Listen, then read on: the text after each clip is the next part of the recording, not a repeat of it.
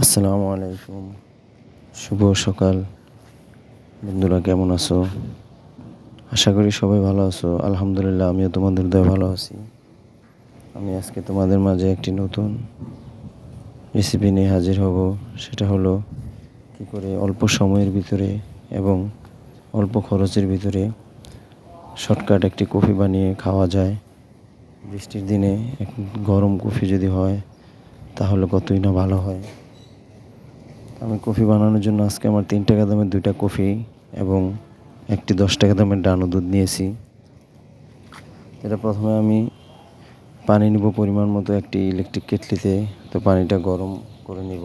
তার আগে কফি 2টা কেটে তারপর দুধ একটা কাপের ভিতরে ঢেলে দিব। ঢেলে দেওয়ার পরে পানিটা যখন গরম হয়ে যাবে তখন পানিটা কাপে ঢেলে একটি চামচের সাহায্যে ভালো করে নেড়ে এটাকে মিক্স করে নেব। তো কফিটা আমার যদি মিক্স হয়ে যাওয়ার পরে, যেহেতু আমার কাছে কোনো চুলা নেই, তাই আমি এই কফিটাকে আবার ভালো করে গরম করার জন্য কেটলিতে আবার ঢেলে নিব।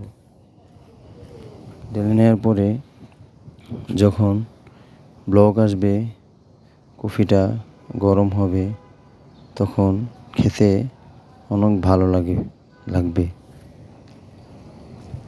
কিন্তু আমার কফিটা হয়ে গেছে। তো বন্ধুরা, তোমরা যখন একা থাকবে বা অনেকেই প্রবাসে থাকে, অনেকেই জব করার কারণে তাদের ব্যাচেলার রুমে থাকতে হয়, কারো মেসে থাকতে হয়, তখন যদি কারো কাছে চুলা না থাকে তখন আমরা এই পদ্ধতিটি অবলম্বন করতে পারি। ছোট একটি ইলেকট্রিক কেটলির মাধ্যমে আমরা এই কফিটি বানিয়ে খেতে পারি। তো তোমাদের যদি আমার এই ভিডিওটি ভালো লেগে থাকে তাহলে ভিডিওটি তোমরা লাইক কমেন্ট করে শেয়ার দিয়ে দিবে। তার আগে আমার ফেসবুক পেজটিতে ফলো দিয়ে দিবে এবং যে আমার ইউটিউব চ্যানেল আছে সেটাতে সাবস্ক্রাইব করে দেবে। সবাই ভালো থাকবে।